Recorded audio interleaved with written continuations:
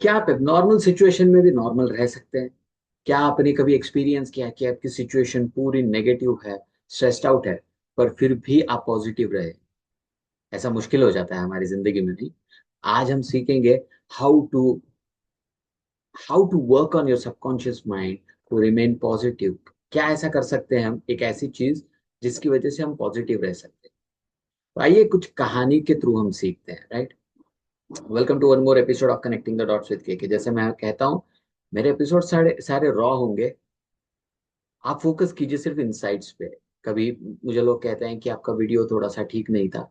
I agree, मैंने बोला है कि I can not see due to blindness. मैं कभी कभी कुछ मिस्टेक्स हो जाती हैं, but I request you focus on my content and insights, the stories that I bring to you. ठीक है?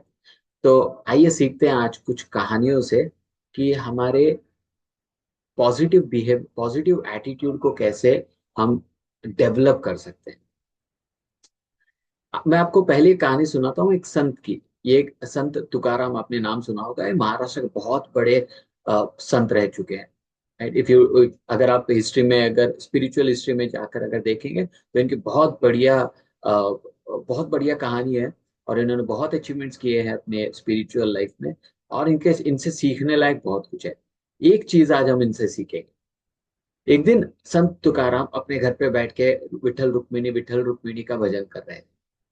तो उनकी वाइफ आई और उन्होंने बोला कि वो थोड़ी गर्म मिजाज की थी, वो थोड़ी गुस्सैल स्वभाव की थी। तो उन्होंने बोला कि यहाँ पे भजन करने से अच्छा है आप दुकान जाइए, कुछ कमा कर लाइए, क्योंकि घर पे कुछ सामान नहीं है, खाना बनाने के लिए कुछ भी नहीं। तो उनकी पत्नी की बात सुनकर संत तुकाराम निकल गए। और दिन भर के काम के बाद कुछ पैसे उनके पास आए। जब वो घर लौट रहे थे तो रास्ते में उन्हें कुछ भिखारी मिल गए। अब वो दान धर्म चैरिटी करते हुए लौटते लौटते आ रहे थे। आखिर में उनके पास बचा सिर्फ एक गन्ना। और वो एक गन्ना लेकर घर जैसे ही पहुंचे, अपनी बीवी से उन्होंने कहा कि यही सब कुछ है जो मैं आज ला पाया हूँ घर पे। वो गन्ना देखकर उनकी वाइफ को इतना गुस्सा आया, इतना गुस्सा आया कि उन्होंने वो गन्ना लिया और संत तुकाराम के सर पे पटक दिया। अब जैसे ही उन्होंने वो गन्ना पटका तो वो गन्ने के दो टुकड़े हो गए। अब आप समझ सकते हैं कि किस किस प्रेशर से, किस फोर्स से उन्होंने मारा होगा। उन्होंने उन्होंने उनके सर पे वो पटका होगा कि गन्ने के दो टुकड़े हो गए। गन्ना normally sugarcane is very strong, right? अब ऐसी सिचुएशन में तो हमें तो गुस्सा ही आ जाएगा, राइट? बट जिस जिस तरीके से संत तुकाराम ने उन्हें उस सिचुएशन को हैंडल किया, वो बहुत सीखने लायक। जैसे ही उन्होंने देखा कि गन्ने के दो टुकड़े हो चुके हैं, उन्होंने वो दो टुकड़े उठाए और बोला, अरे वाह, इसके तो दो टुकड़े हो गए, ये बहुत बढ़िया हुआ।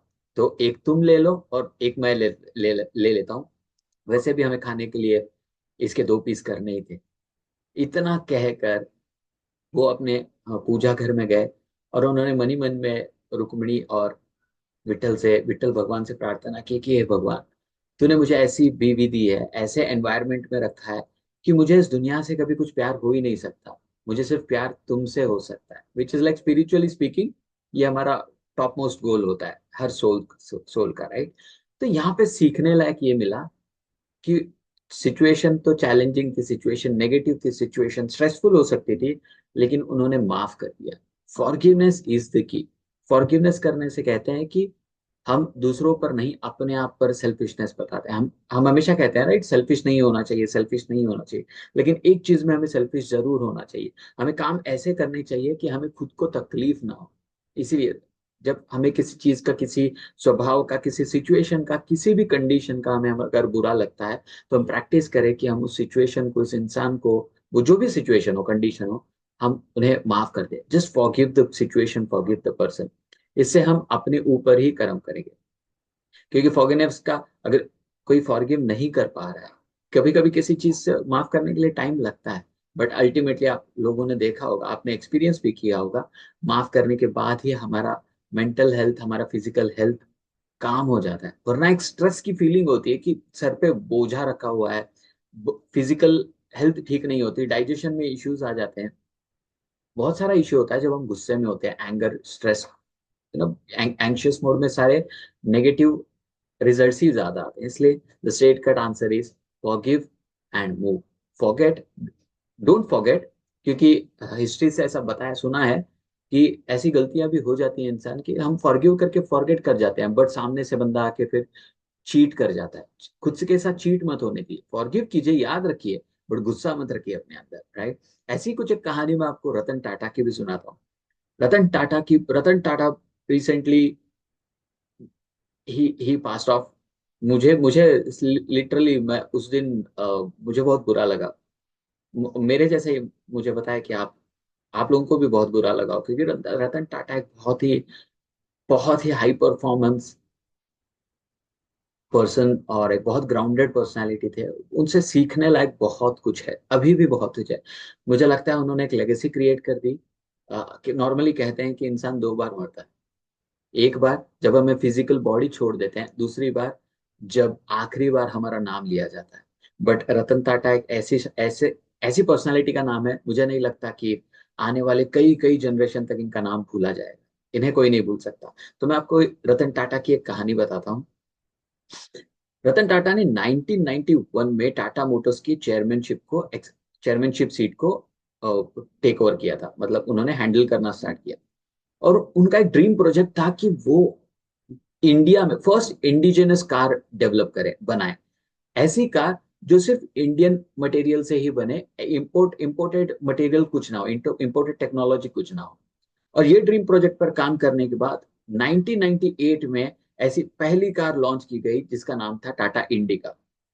टाटा इंडिका इंडिया की फर्स्ट इंडिजिनस कार थी।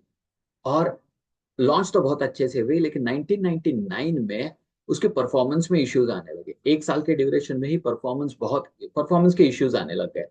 अब यहाँ पे टाटा मोटर्स को बहुत बड़ा चैलेंज आया, तो उन्होंने ये सेल आउट के लिए निकाल दिया। उसी दौरान फोर्ड कंपनी ने इंडिका के परचेस करने में इस इन कार को परचेस करने में इंटरेस्ट दिखाया। और इसके लिए रतन टाटा जी ने अपने सारे बोर्ड मेंबर्स के साथ डेट्रॉइट के लिए उड़ान भरी। और जैसे ही वहां पे पहुंचे, बिल फोर्ड के साथ उनकी मीटिंग थी। बिल फोर्ड ने रतन टाटा जी की इंसल्ट कर दी। उन्होंने बोला कि तुम्हें कार के बारे में कुछ नहीं पता, तुम इस बिजनेस में आए ही क्यों। और सब लोग उन पर हंस रहे थे, लेकिन रतन टाटा जी ने उन्हें कोई जवाब नहीं दिया। उसी शाम रतन टाटा जी ही was in a very deep thought, वो बहुत गहराई में अपनी सोच के साथ बैठे थे। और दूसरे दिन जब मीटिंग जाना था तो रतन टाटा जी मीटिंग के लिए नहीं गए, बल्कि अपने सारे बोर्ड मेंबर्स को लेकर वापस इंडिया आ गए। इंडिया आने के बाद उन्होंने फोकस किया, जो व्हीकल का मार्केट है, मोटर मार्केट जो है, उस पर बहुत फोकस किया। अब जिस तरीके से उन्होंने काम किया, उन्होंने बहुत अच्छे अच्छे कार डेवलप किए, one of the top brands of the world. उन्होंने ऐसे ऐसी कार डेवलप की। अब चक्का तो घूम ही रहा था। 2008 में कुछ ऐसा हुआ कि टेबल घूम गया, पूरी तरह से घूम गया, सिचुएशन पूरी टर्न आउट हो गई। और फोर्ड कंपनी एक सिचुएशन चैलेंजिंग सिचुएशन से गुजर रही थी।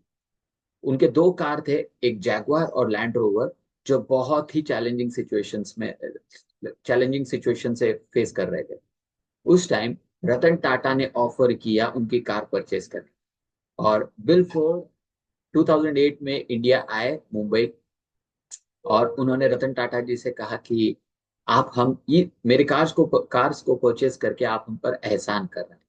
तब भी रतन टाटा जी ने कुछ जवाब नहीं दिया। अगर वो चाहते तो बिल फोर्ड की इंसल्ट करके उन्हें छोटा दिखा सकते थे, लेकिन रतन टाटा जी ने एक सिंपल कॉन्सेप्ट को फॉलो करना पसंद किया। एक कॉन्सेप्ट जो बहुत पावरफुल है। समझिए, अगर आपके सामने एक लाइन है, अगर उसे छोटा दिखाना हो, तो हमें उन्हें उसे रब करने की जरूरत नहीं है। उसी के बगल में एक बड़ी सी लाइन ड्रॉ कर दीजिए, अपने आप आपका काम हो जाएगा। रतन टाटा जी ने बिल फोर्ड को छोटा नहीं दिखाया, अपने आप को बड़ा बताया। और ये काम हो गया। उन्होंने सिंपल टेक्निक की, फॉरगिव। वो उनके साथ जो हुआ, तब भी उन्होंने शांति से काम लिया। और जब 2008 में जब रतन टाटा जी को फोर्ड की कार्स को खरीदना था, तब भी वो शांत तरीके से माफ करते हुए आगे बढ़ रहे थे। ही फॉरगिव बट डिडंट फॉरगेट। ठीक है, फॉरगेट मतलब मैंने जैसे बोला, गुस्सा नहीं रखना है।